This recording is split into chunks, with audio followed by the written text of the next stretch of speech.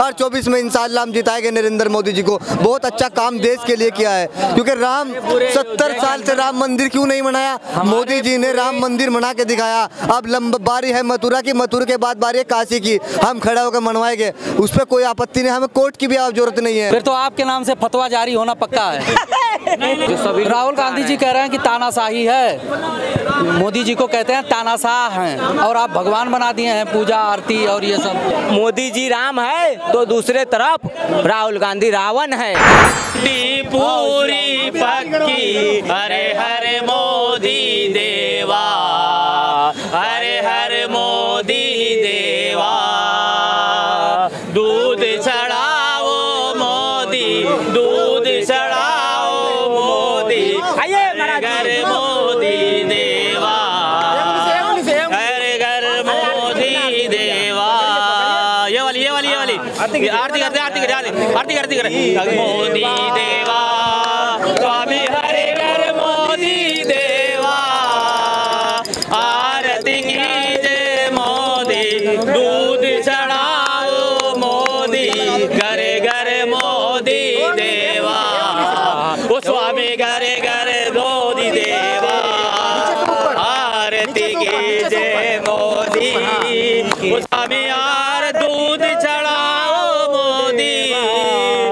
अब की बार 400 पार, हर हर मोदी, घर घर मोदी, मुमकिन है, मोदी की गारंटी, पक्की गारंटी मोदी की। चलिए हम 2 मिनट बात कर लेते हैं। चलो जी शुरू करो। क्या नाम है सर?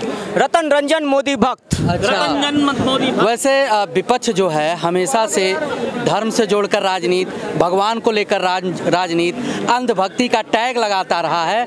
आज आप लोगों ने मोदी जी का पूजा किया है, भगवान के टाइप से पूरा सब किया है, क्या कहेंगे इस पर? ये कहना क्या है, सनातन धर्म में पूजा उसी की होती है, जो भक्ति उसी की होती है जो पूजनीय होता है। अच्छा। और मोदी जी का योगदान राष्ट्र हित के लिए है। राम भक्त की पूजा कर रहे हैं, भक्त की पूजा कर रहे हैं, राम भक्त की पूजा कर रहे हैं, भक्तों की भी पूजा की जाती है प्रभु, राम भक्त की पूजा कर रहे हैं, मोदी की पूजा। ये राम को लाए हैं, ये राम के भक्त है। भारत के लोकतंत्र के अंदर 110 हिंदू रहते हैं, उनका सम्मान किया है और सबको मना के राम मंदिर बना दिया है। बहुत बढ़िया कार्य किया है मोदी जी ने। इस देश के अंदर सबसे ज्यादा हिंदुओं का वो होना चाहिए, सबसे ज्यादा हिंदू रहते हैं, 110 करोड़ हिंदू रहते हैं। तो मोदी जी ने जो काम किया है, ये जो आरती हो रही है, ये मोदी जी की नहीं हो रही है, राम भक्त की आरती है। ये राम भक्तों की भी आरती होती है, भक्तों को भी पूजा जाता है इस देश के अंदर, सबको पूजा जाता है। यहाँ पे चींटी को भी पूजा जाता है, पेड़ को भी पूजा जाता है, सूरज को भी पूजा जाता है, चांद को भी पूजा जाता है। उसी तरह ये राम भक्त है,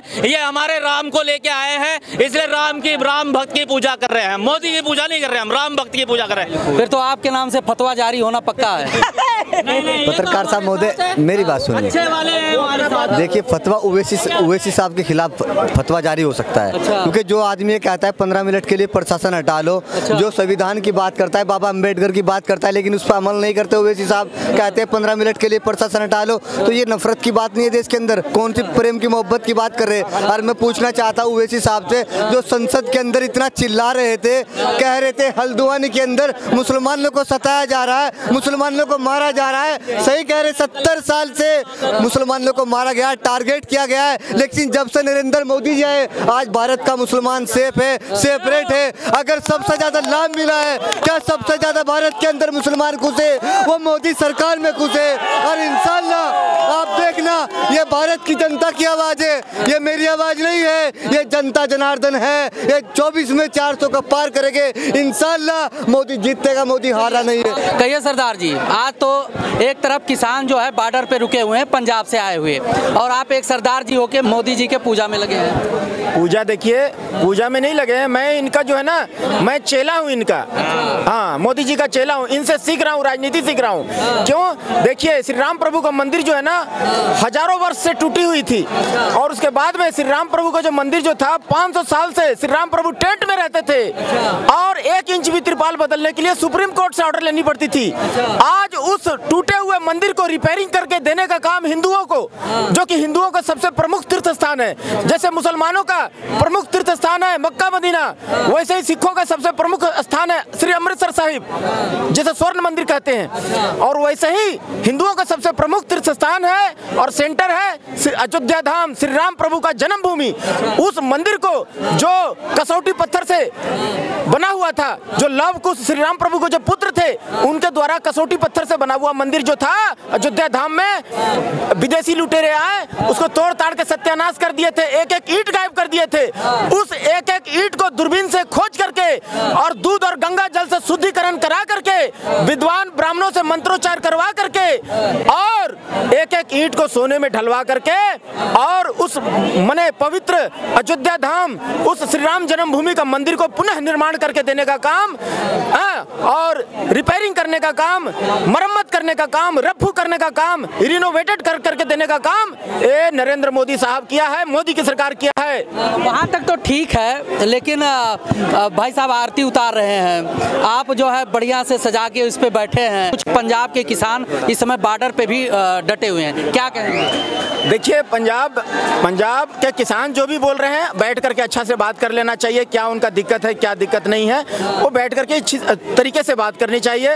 और देखिए जाम नहीं करना चाहिए जहाँ तक मैं कहना चाहूँगा, क्योंकि बच्चा का दूध है, हाँ किसी का राशन पानी है, कोई बुजुर्ग आदमी है, बर बीमार है, उसको एम्बुलेंस में ले जाना है, ले आना है, तो ऐसे जाम करने से परिस्थिति जो है थोड़ा विकट हो जाती है, तकलीफ होती है सबको आने जाने के लिए, राशन पानी दाना पानी बंद हो जाता है, हुक्का पानी बंद हो जाता है। जो भी उनका प्रॉब्लम है किसान भाइयों का बैठ करके अच्छा से बात कर लिया जाए जी।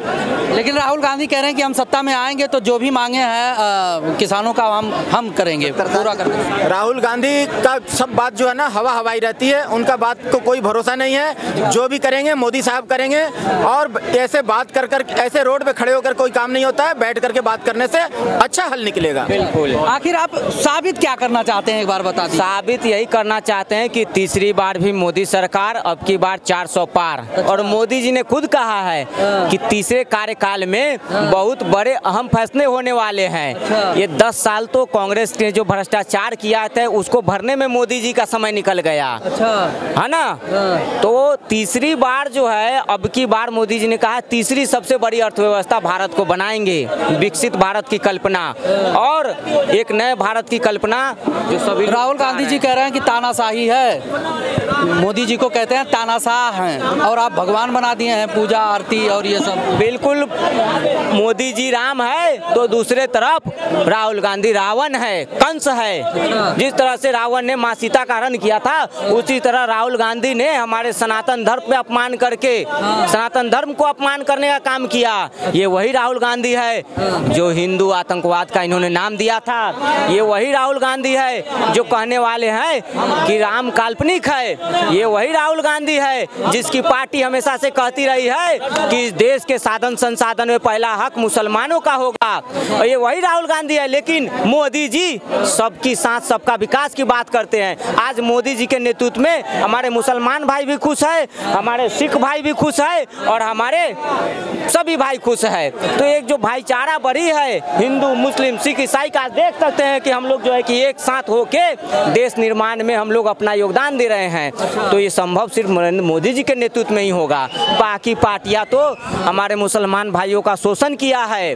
आज मोदी जी चाह रहे हैं कि हर एक घर से कलाम निकले, हर एक घर से अब्दुल कलाम साहब का जन्म हो और राष्ट्र का निर्माण करे। हम चाह रहे हैं कि हमारे मुसलमान भाई जब हम किसी दफ्तर में जाए तो वहाँ का सबसे वरीय पदाधिकारी कोई मुसलमान भाई हो, हम किसी अस्पताल में जाए तो वहाँ का सबसे अच्छा डॉक्टर कोई हमारी मुसलमान बहन हो। तो ये मोदी जी की सपना सभी लोग हम लोग मिलकर पूरा करेंगे। कितना सहमत है? बहुत अच्छा बोल रहे हैं, बहुत अच्छा कह रहे हैं। नरेंद्र मोदी 2024 में करके दिखाएगा जीतने के बाद, आप देख लेना।